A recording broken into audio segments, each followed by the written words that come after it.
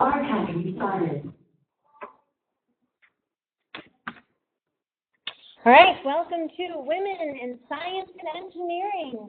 It is a program at BCC committed to the recruitment, retention, and advancement of underrepresented groups pursuing careers in science and engineering. It is open to all students. We have seminar series like you're attending today with experts in their field, workshops on careers, resume building, and graduate schools, networking for future employment and future schools, local excursions, career mentoring, and this past semester we just started a research program. Today we have our last speaker of this semester, which is did I say it correctly? No. Killed her name. She's going to come up and say it properly. Who is going to be talking about vision and perception science, including aviation. During the summer semester, the WiSE program does not have seminars. We'll start back up during the fall semester, but certainly undergraduate research and other programs if you're interested. All right. Welcome to the floor.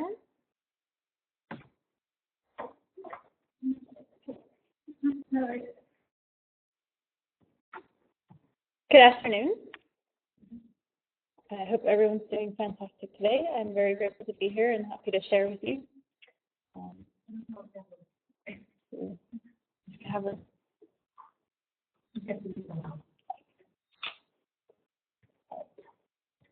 As was mentioned, I will be talking to you about vision science. And as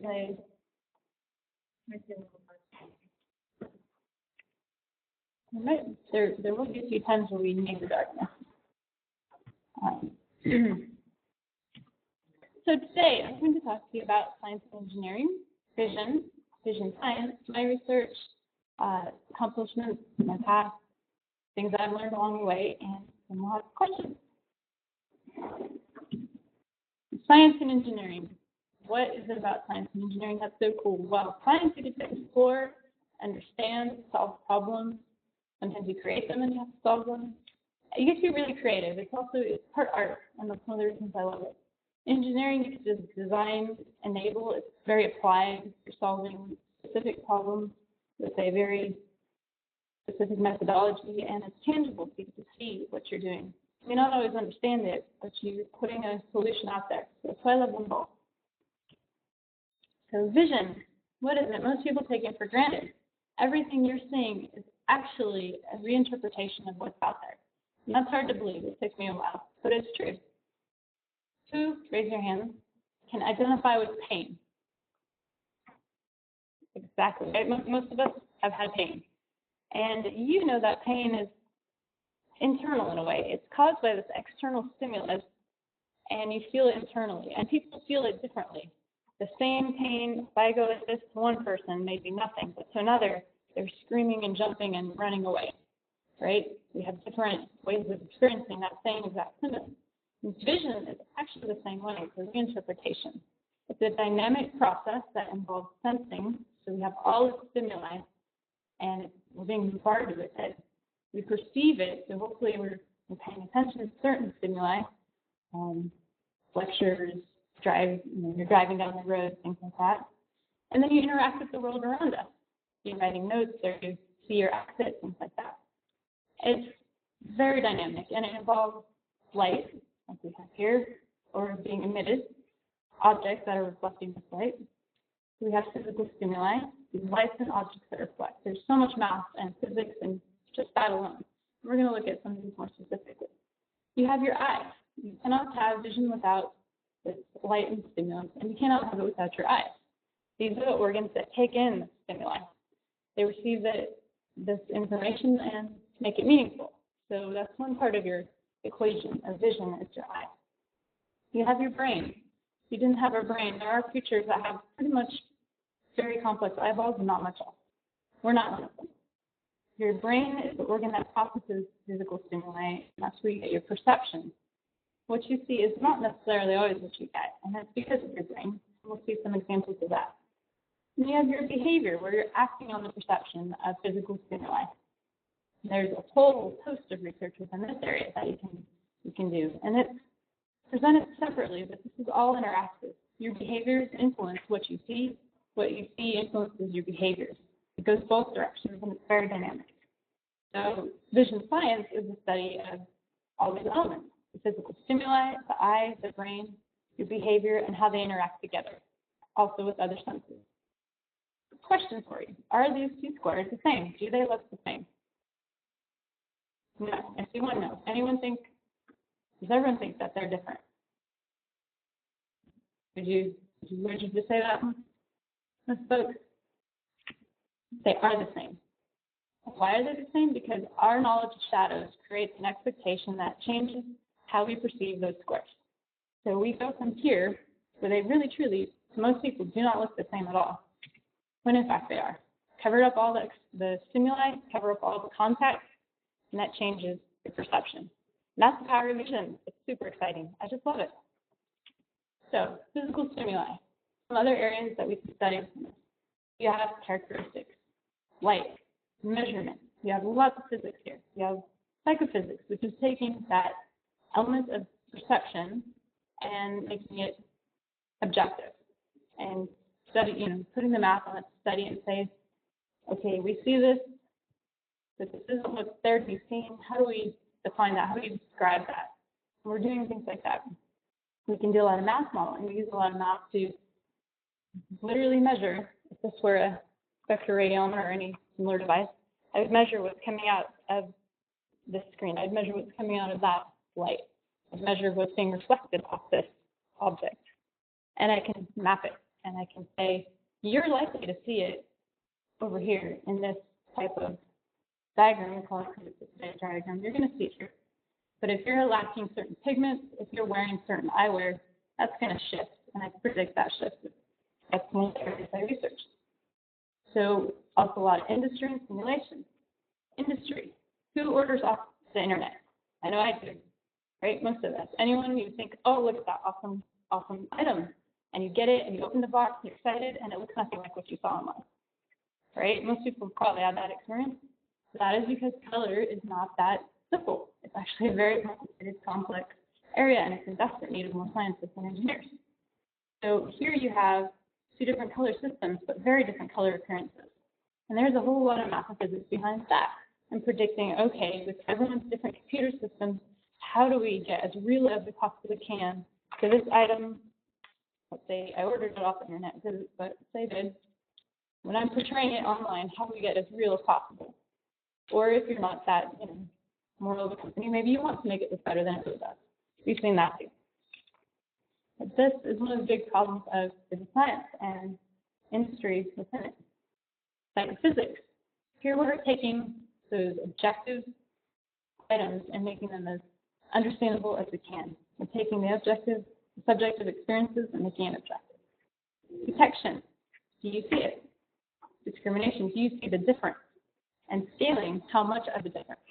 We put a math behind these. We can say, okay, at this measurement, it's exactly 2. Then we go to 4. Then we go to 5, 6, 8, so forth. Does that correlate with your experience? Most of us have at some point in life have had a roommate, right? And your roommate cranks up that volume. Or maybe you, that roommate, cranked up the volume. I know I was. And your friends, your roommates, like, turn that down. So you put down the volume by, so it was at 10, now you put it at half. Do they perceive it as being half as loud as it was? Do they perceive it as being quieter? And we look, I turned it down by half. Well, that may not correlate with their perception. They may think, oh my gosh, it's still really too loud. And you have to turn it down and down and down. And usually, if you're really annoyed, it's always going to be too loud. It's another item that goes into your experience of these physical sensations and stimuli. So psychophysics is another neat area within this field that you can study. Who goes to the eye doctor? Hopefully that's everybody. You should have good eye health. If you go to the eye doctor and they're going, okay, which one's clear, number 1 or number 2? That's using psychophysics. They're using a mathematical set of formulas to get the right prescription for you. So this seems kind of out there, but it's actually used in our everyday lives.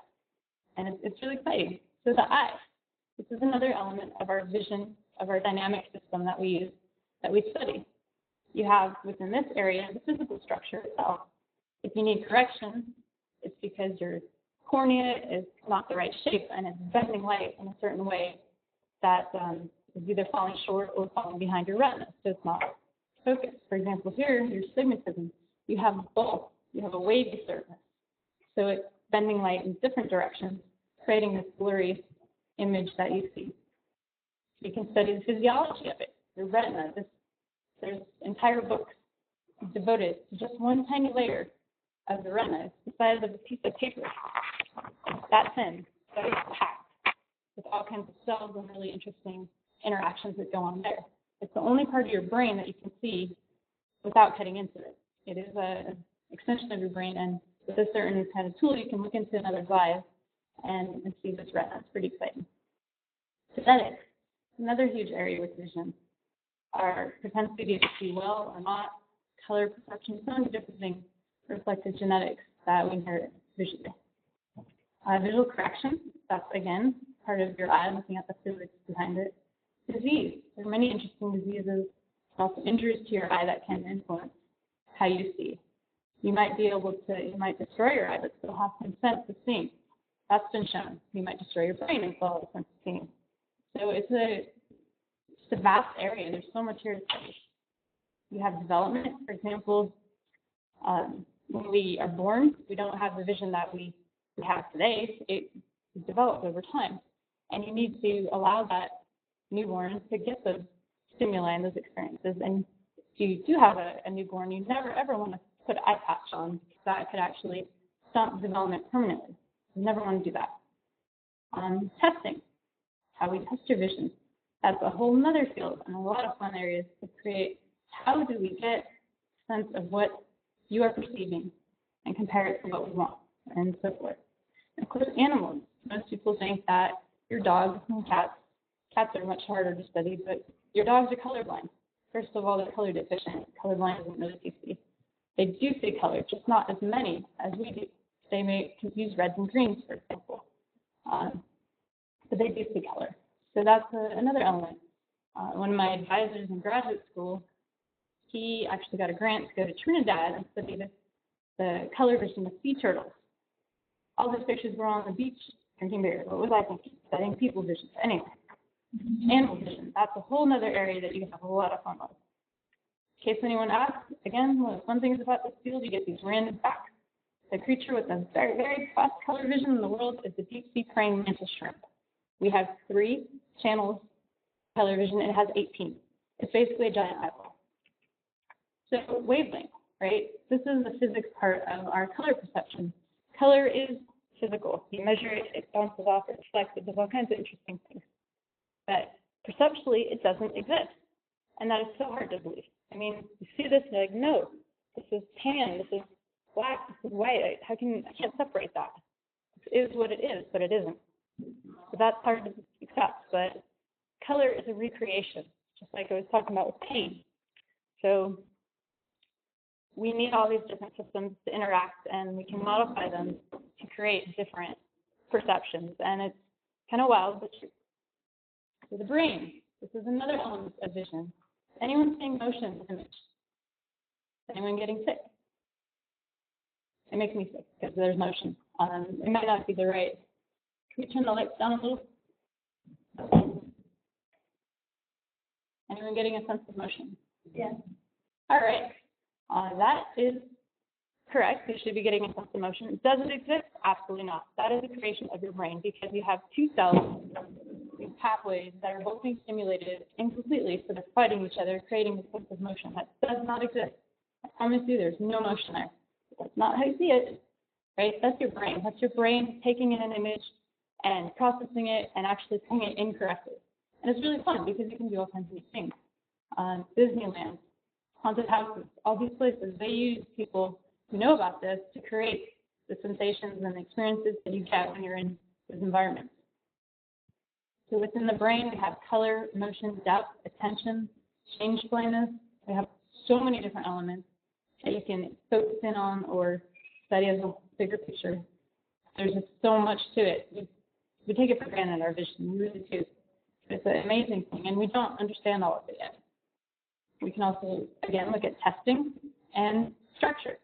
So what parts of your brain are doing what wavelengths are special? Why do we even have color? Why do we have depth perception? Why do we have motion?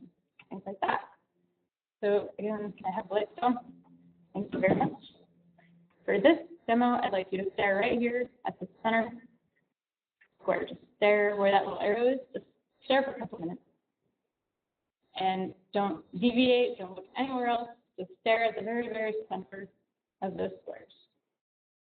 And you have to stare at it for this to work. Otherwise it's not.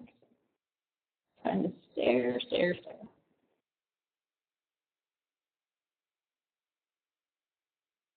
Keep staring. Don't look away. Keep staring. Focus on that center spot. And what happens? Do you see anything? Yes. Absolutely. Right? If you weren't staring, it doesn't work. But if you were, you get that sense of color that isn't there. That is because your vision system, again, is taking in the stimuli and it's being bombarded. So when you take away the stimuli, in this case, you're giving it an unnatural environment. You're just staring at something. Take it away and it changes what you're seeing. You create color that isn't technically there because your neurons are just firing. They're saying, I was suppressed, now I'm free. So they create an image that didn't technically exist. Now you might think that's nice. Who really cares? Well, if you get surgery, if you have some of those things in your life, you won't care because ever notice the scrubs are usually green for surgeons, counteracting the red blood that they're always looking at. And it's helping them see more clearly and see better and not make mistakes. So there are things like that. It does matter, and it is an important aspect of our lives. Visual behavior. This is another element of our perception. We can, again, here focus on testing it. What is your experience of it? I might call this, and I see this often, maybe I say this is purple. Someone else says, no, no, no, no, that's pink. Or you see, it's purple, no, no, no, that's blue, right? Same object, we have different experiences of it. And I've seen arguments all the time, and the thing is, you're both right.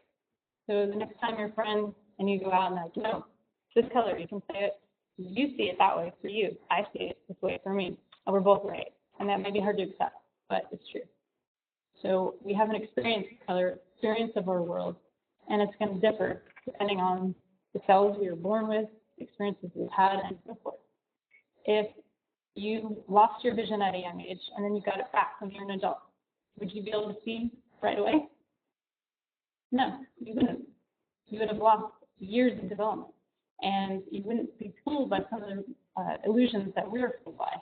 We've had them for so long. That's what our knowledge is based on. So you would get vision, but it wouldn't be the way you think it would be. And if you're interested in that, there's a great video called The Man Who Went to Sea. It's very hard to get. I have a copy, and I'd be happy to share it. Do a video screening, but the one that you can order online is only like 15 minutes. The one I have is an hour. It's just fantastic. There's a lot of books and things like that talk about it as well, though. And there's a movie with Val Kilmer, very dramatic, but it's along those lines as well. So experience of it. Illusions, that's another big area. Again, we want to manipulate them sometimes purposely. The meaning of it, right? What does it mean to see? What's the point? What's the cultural differences? Development, again, between youth to adulthood. And you might see toys and things like that that are designed for the visual system of your kid. And hopefully they've been developed by a vision scientist because those would be worthwhile. Not some stimuli aren't going to be able to be seen or resolved very well by the younger newborns and things. Social aspects, consumer aspects, and simulation. So what are these? We have perception. We see the world. And spaces and things that you surround yourself with, they literally influence and shape and affect your further perceptions, which shape how you see. And it's this incredible circle of life, if you will, and it goes around and around. So if you grew up in, say, Japan, your face stimuli are going to be different than if you grew up in a very concentrated, homogeneous type of environment. And when you leave or you go to another place, literally those stimuli, those faces are hitting you like, whoa. And you might make mistakes or you might not. It just depends. And that's one of the aspects of social vision that is really exciting. It's kind of a newer field. So we can prime you. We can do all kinds of things to change how you see other ethnicities, your own ethnicity, and so forth. And that can influence your behavior. So you're more welcoming, for example, or more inclusive, or less. We can use it good and bad. So it's a very exciting area. It's fairly new, and it's another area that I do a little work in. Consumer aspect. You pay a lot of money to have the perfect Cheeto. I think the cost of it is like $125 million behind all the science and the crunch, the texture, the taste, the color. They put a lot of science into those items and everything you consume. So again, consumer aspects, and that's another area where, as a country, we're hurting on STEM. So lots of opportunity there. And simulation, robots, planes, trains, automobiles, everything that takes in stimuli and creates it for human use. You have to study that to make sure it's going to work the way you think it will. And that's another area of vision science you can work in. This is another demo that demonstrates our visual behavior and the influence of it. Hopefully,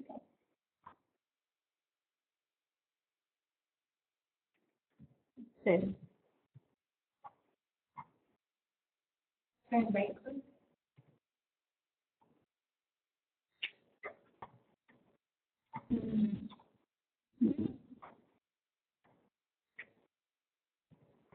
You have it saved on the disk as well? I do. I requested it before, and it was looking good.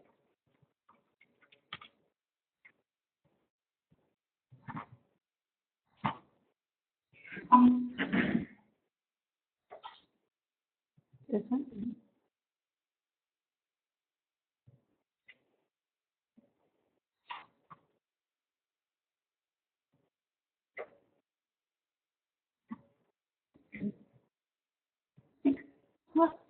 All right. So this face, do you see it pushed out? Oops, I don't see it at all. As it rotates, are you seeing it hollow or are you seeing it pointed toward you? Pointed toward you. Exactly. It's pointed toward you. It's always seen that way. It's a mask.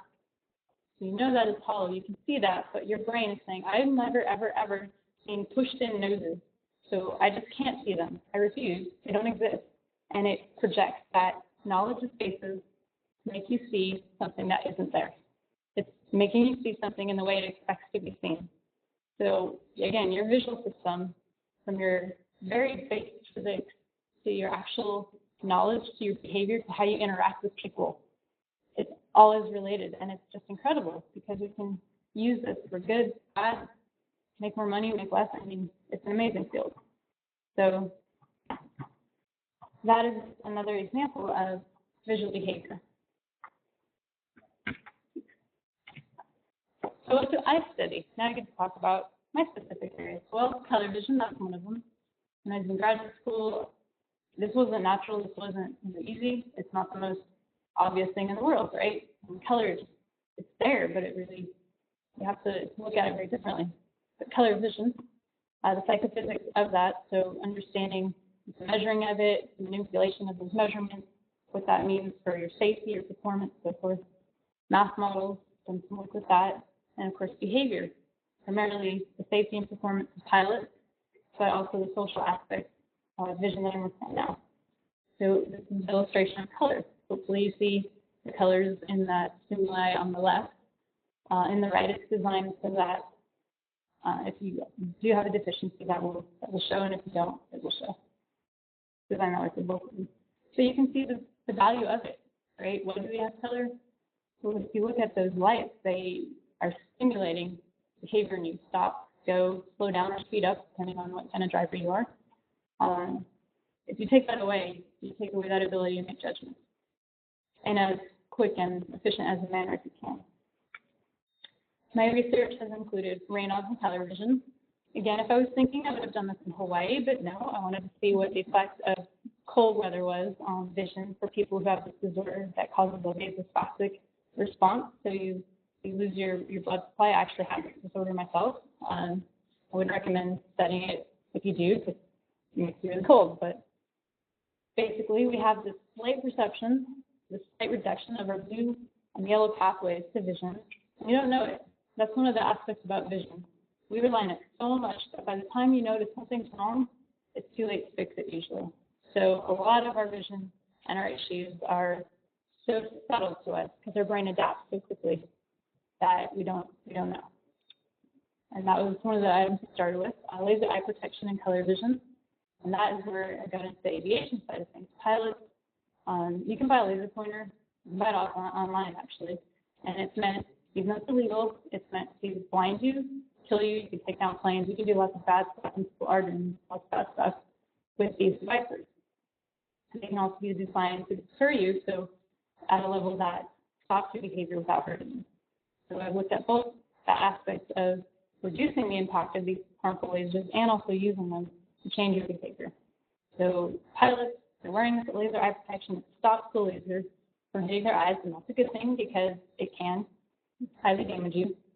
But if you're blocking wavelength, if you're blocking a portion of light, you're taking it away at a very specific wavelength that I can't tell you because it's secret. You're changing how people see, and you're changing what they see, and you might be changing something really, really critical.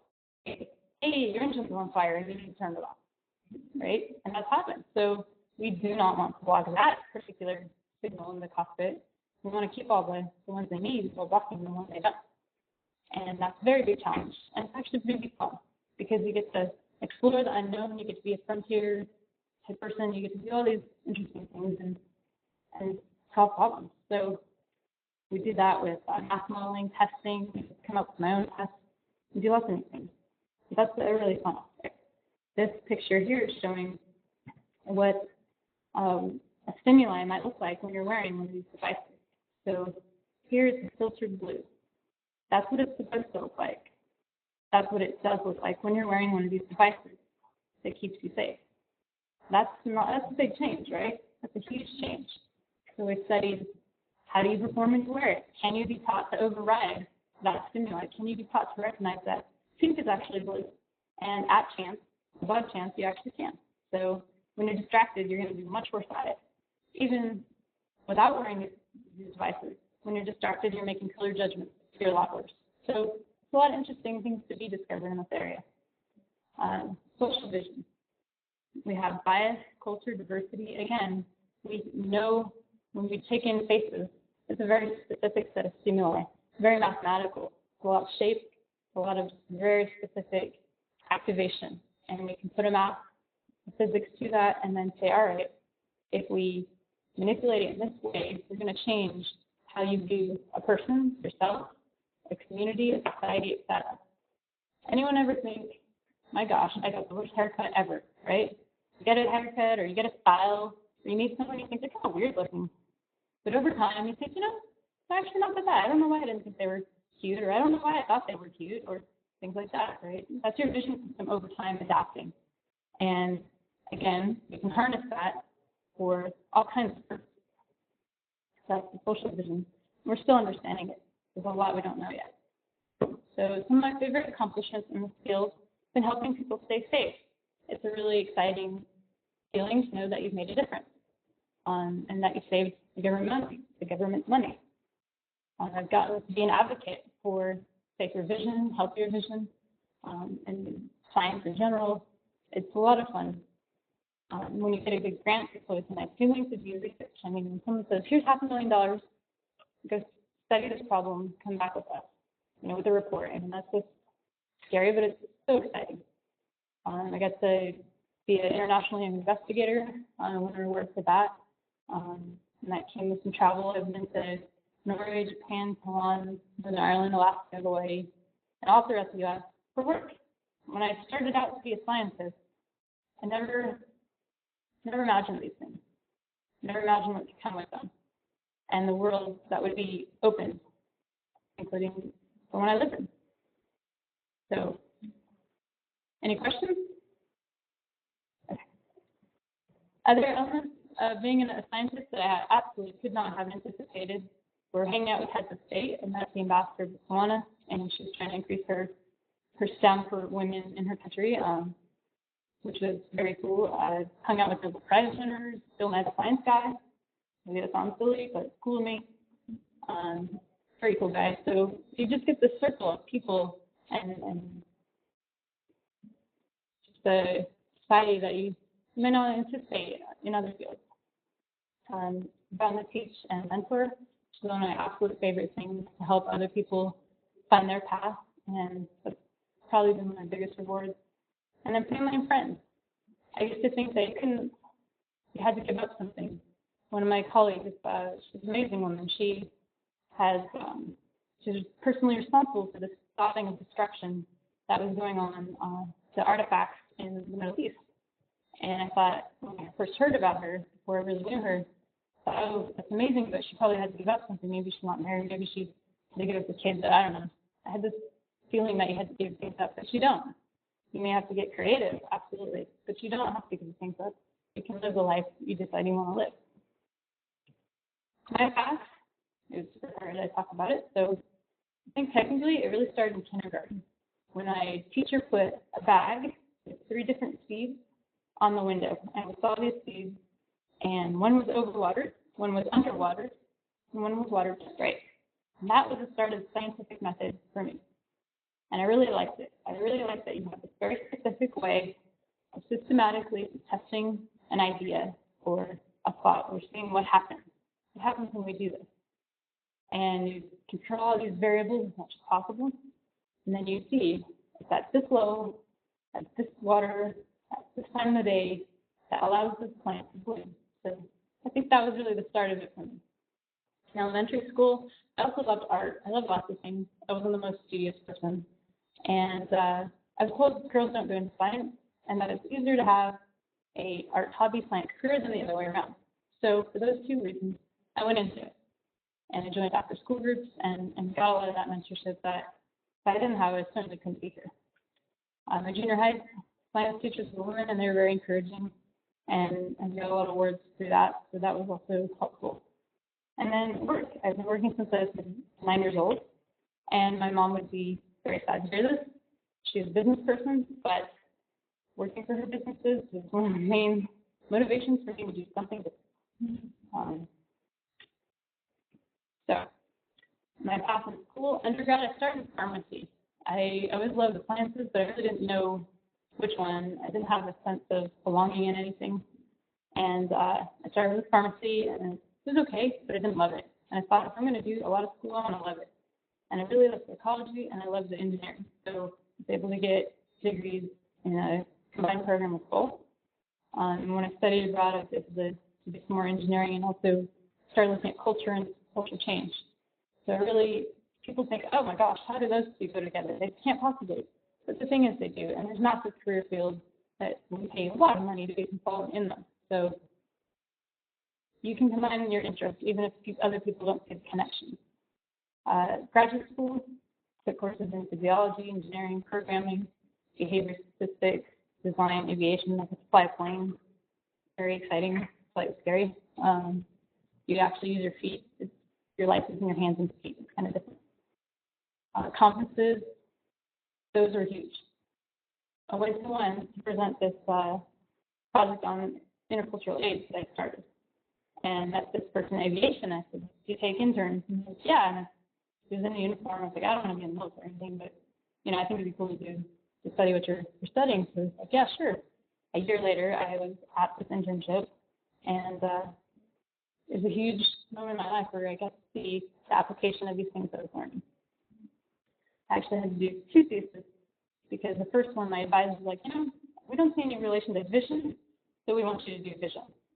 And in grad school, you do things that your advisor's interested in. So by that, I got really interested in vision and found a path for me, which was the color perception part.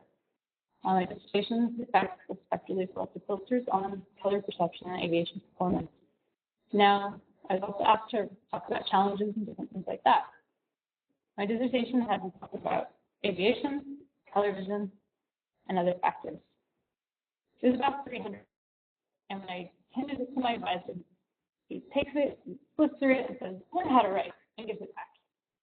And that was one of those moments that you can either say, I give up, or you can say, I'm going to the writing center, even though you didn't actually look at it. And, we went through every single word, and I'll turn it back in. And one of my other committee members said, you have the best writing. And I just looked at him, see? So you're going to have moments in your career, no matter what you're studying or doing or pursuing, that are challenging. And I just encourage everyone to never give up and to just take that and let it make the best out of you. I had a lot of internships. My learning style is very interactive. I need to do, as well as read and see and hear and things. But I was having trouble learning, okay, this vision style. It's not natural. It's not normal. And they said, yeah, it's a learning curve. So I did a lot of jobs and things that would give me more of that experience and knowledge and make it real. Undergrad, I worked at Lockheed Martin and made an expert system for a satellite, no-star satellite, which was pretty cool. I taught computers, upside down. I worked in optometry, having an internship testing patients and seeing the applications. And then at Navarre, I just started with laser eye protection. I was in graduate school. And that is where my dissertation came from. So that was pretty exciting. This is actually a picture of that. We're testing these devices to see if the pilots are getting their full complement of vision that they need to get.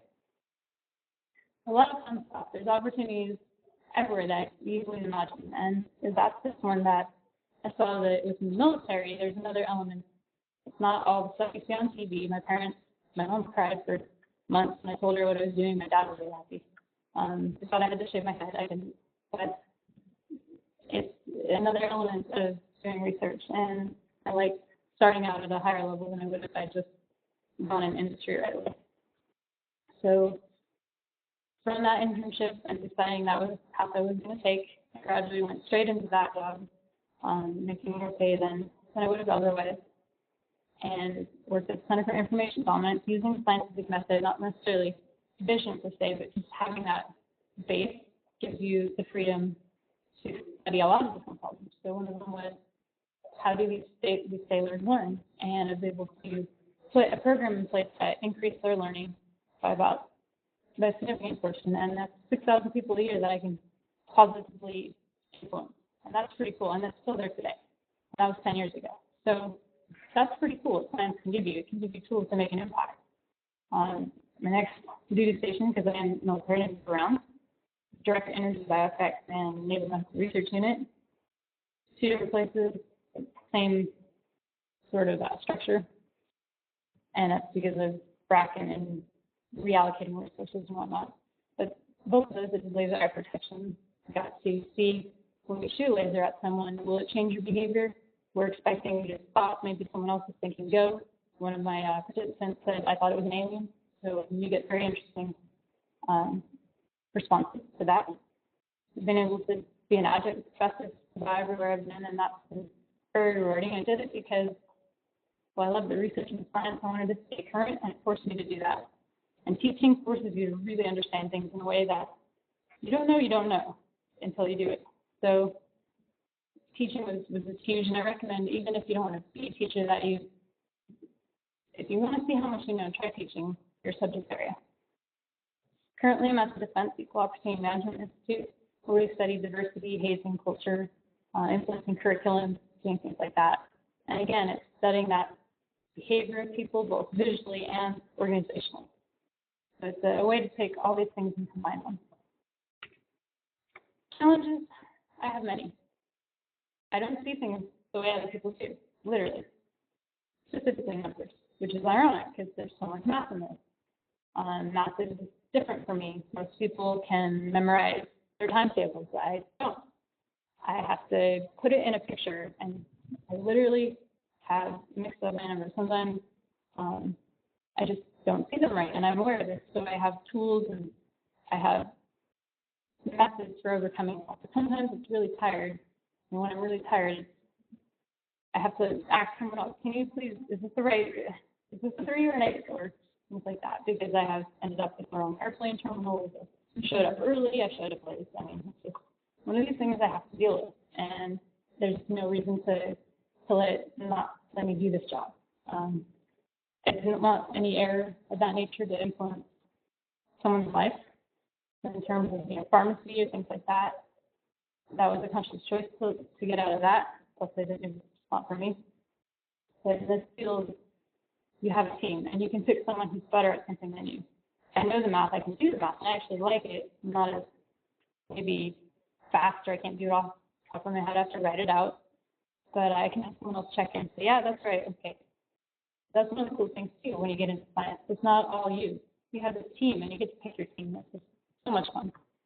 I worked my way through school, about 80 hours a week. So I did not have anything handed. I had to work for everything. But I worked jobs that paid well.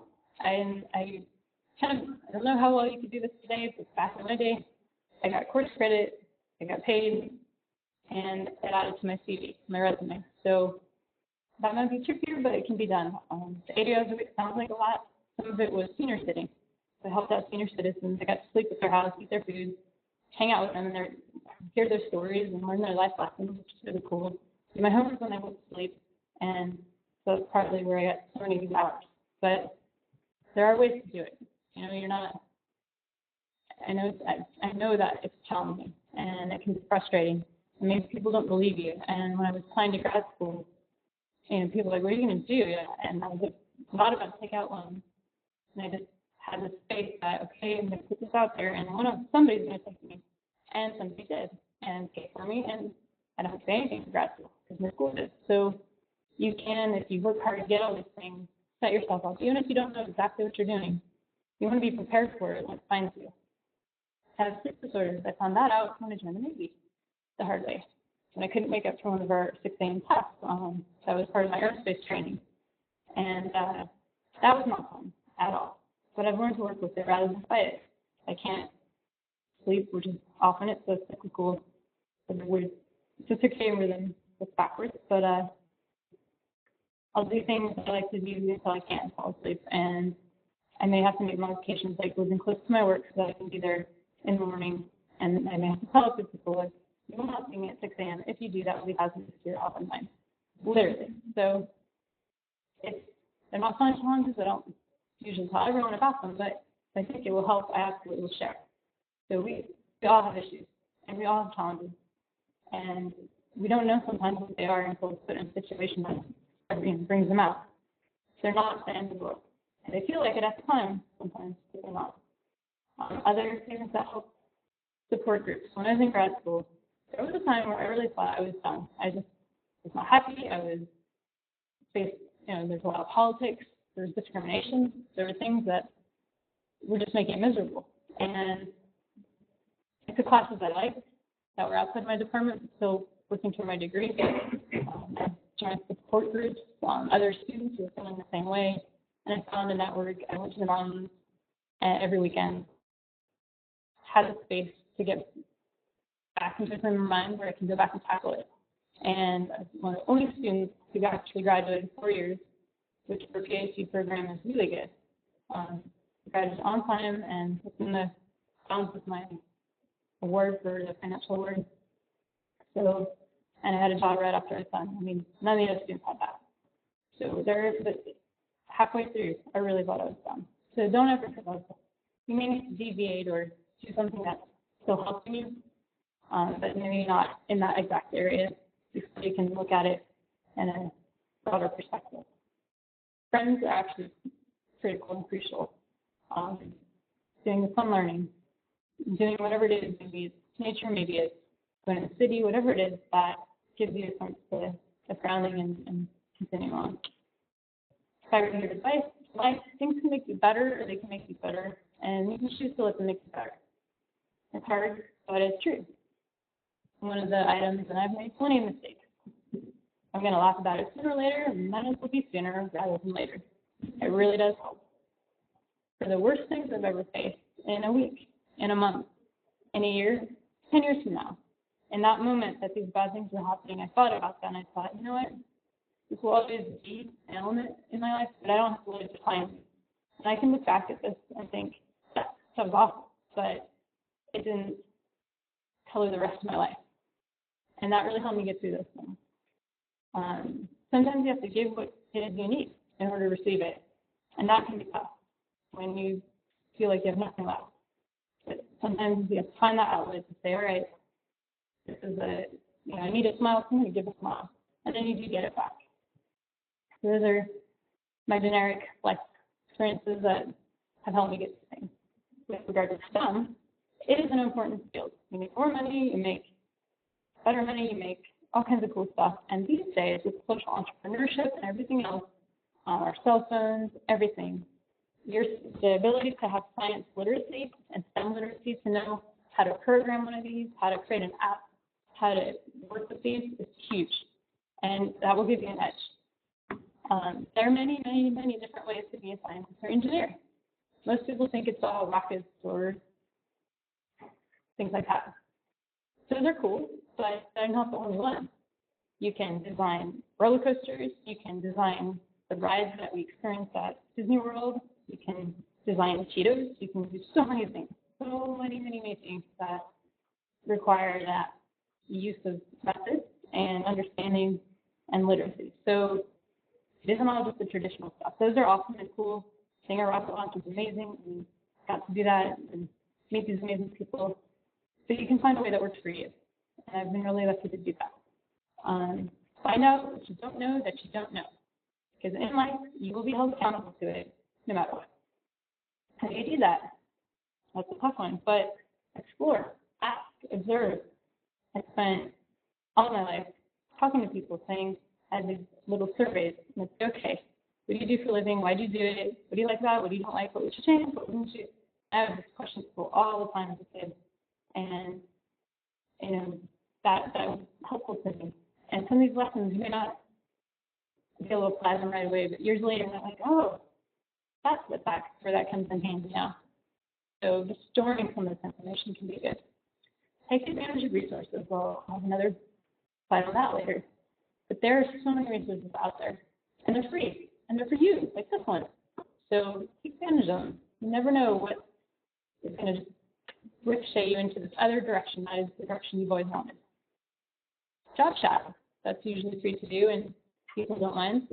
Set it up professionally. And that can be an experience. I spent a lot of time learning what I didn't want to do for a living. I shadowed a vet. I shadowed all kinds of people. Like, well, that's nice, but that's not for me. And it helped me narrow down to what I did end up really enjoying and loving.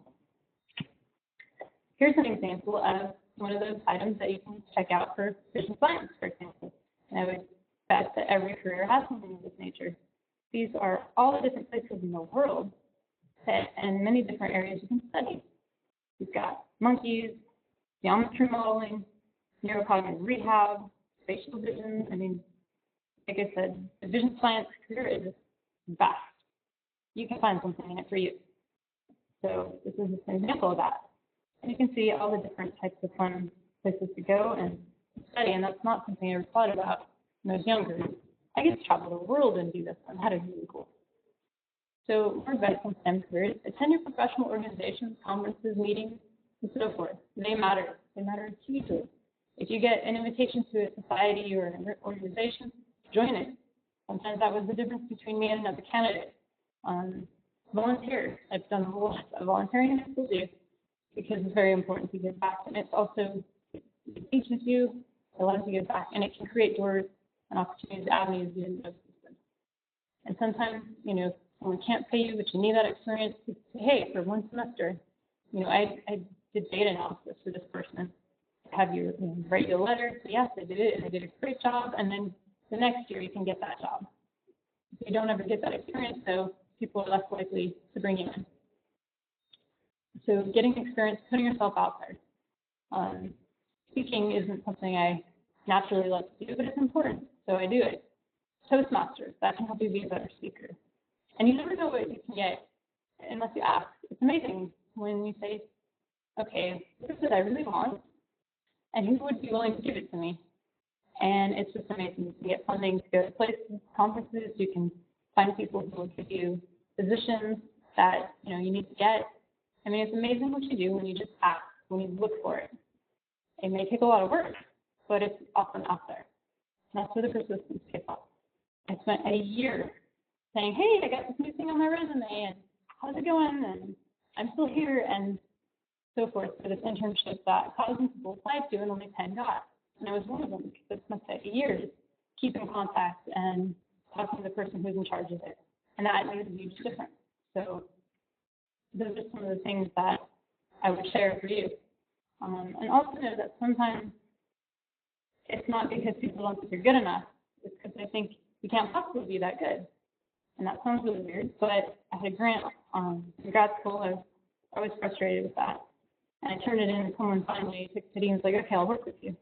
And I gave him my grant and said, you can't possibly do this. And I already done it. I just wanted to do it again better.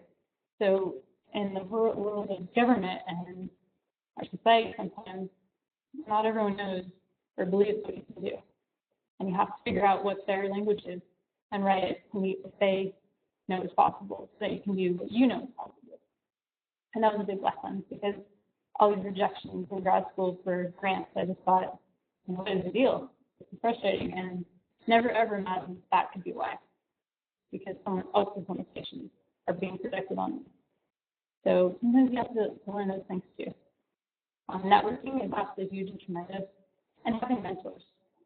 I definitely absolutely would not be here without mentors who helped me be a better person, encouraged me to do things I never would have thought about doing on my own, or saying, having that belief, like, you can math model, you can do this thing. I want you to do that test and the one you created, and pushing me. So definitely find out a mentor if you can. This picture is actually Norway, and again, who knew how social scientists could be, right? You can have a cool crowd, we do these crazy things.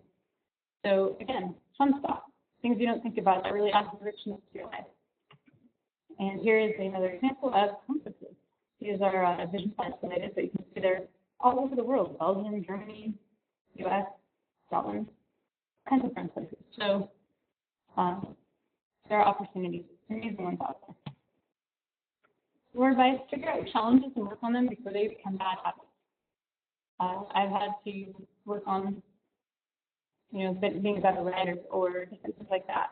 And if I started younger, it would have been easier than having to, now, okay, this is a habit I have to be careful about it, and things like that. There are dozens and dozens of resources available to use, so often free. I encourage you to use them. I created a blog to help people, connect people with these resources. The blog part is still pending, but the pages are up so you can see resources, how to be an advocate, how to, maybe someone's not a scientist and never wants to be, that's okay. But they're your manager. You can say, look, our country, we think we're number 1 in STEM, we're actually number 38. So you can do your part by letting me go to this talk and not charging me my leave or money or whatever. So you can do these things and show people how they can be supportive, even if this isn't their area. It sounds really silly, but I love kid learning sites. Neuroscience for Kids, awesome website. When I was in grad school, I used to go to it and find a ton of learning and a ton of materials, and then I could go to the higher level stuff and enjoy it and appreciate it and understand it. And they have physics, neuroscience, vision, everything. So I really encourage you to use that. It sounds really silly, but it works and it's fun. And then reverse engineering your time. In grad school, I thought I need to be done in 4 years. That takes me back. I have to be at this point at year 3, which means this point at year 2, this point at year month 11, whatnot. So that was a huge help for me. That was a technique I learned and applied, and it was really helpful. Another one is Snickers. Yes, Snickers. If you're taking your GREs or any other standardized tests like that, as long as you're not allergic, obviously, take lots and lots of Snickers. And I actually do the GRE twice because I'm a scientist. I like to experiment and myself sometimes. Once the Snickers, once it's out, and I scored 400 points higher with the Snickers after I read all these articles about it, and it's true, it works. If you have the knowledge, you can't just take that and expect to get perfect score. You have to study, but it will help you because it has a mechanism that enables processing and things like that to occur that just speeds it up and makes it better. So I recommend Snickers to the GRE. And get a few cavities. For me, it was worth it. Friends, family, sanity, right? We would not be able to, I would not be able to pursue and live the life I have without them. I have an awesome spouse. I have an awesome family. I have my pets. I travel. I have cool hobbies. Sometimes I forget to engage in them. I get too busy and wanting to do so many things.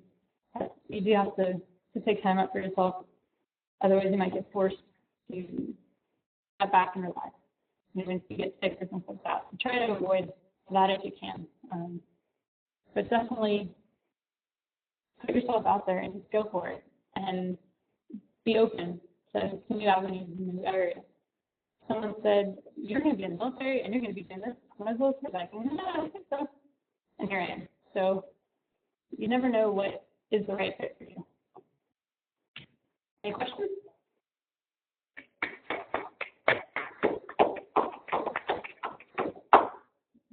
What do lasers actually do to your eye that inhibits vision? Oh, they can do all kinds of things. One of the things that they will do is they're concentrated energy, and because our optics, which is like if you take a laser pointer and you put it on your skin, it's going to burn after a while, but it's not, it's going to take some time. If you take that same little laser pointer that you're playing with your cat or whatnot and put it in your eye, the optics of your eye actually magnify the light, like a magnifying glass, but that's your optics, by it's exponential to 400, I think. So it's taking that light and it's massively increasing it. So you'll get freckles on your retina, which are age spots. If you keep doing it, you can hemorrhage, tear, and if you keep doing it, you can punch a hole through the back of your retina and you die. So I mean, if you get that bad, you can certainly lose your eye, you can certainly damage your vision, you can have permanent spots that will never go away when you'll adapt, but you'll be missing sections of your vision and you won't know it. And if one of those sections is an oncoming car, that's a bad thing. So you don't want to mess with half the accidents of lasers. Like people say, "Ooh, I'm going to put it in my eye," and that's very bad. It's not wise because on your skin it's got a slight burn, but it's just magnified exponentially on your eye to cause great physiological damage and also vision damage. For the lasers and the pointers that we use in the classroom, is that actually a laser or is this just a red light? So it's just if they're real, they're lasers. And so laser pointer, they are lasers. They do have a lot of testing and a lot of math and a lot of laser safety certification that I've gone through that you have to use certain ones, but they should be tested for safety and so forth. But again, they're not expecting people to put it up in the eye, which some people do. The real ones are going to be lasers, which is concentrated light. These lights, they're broad spectrum. Our visual spectrum of the sun, usually what we create, is 300 to 740. And it's 320 nanometers, 740, and that's our spectrum. That's what we see in other animals. They see above that or below that. Honeybees, their spectrum, when they're looking at flowers, they have like signs on flowers that are like, here I am, literally like these arrows pointing after. We don't see them because we don't see in that wavelength. So bees do, for example. So we have this set of wavelengths that we have receptors for, and that's through rods and cones. And they, I've got slides on showing that, but my thought position. So you have this broad spectrum, and most lights are in that spectrum. Now a laser is this one tiny portion, and it's super concentrated. So it might be in the red area or the green or whatnot.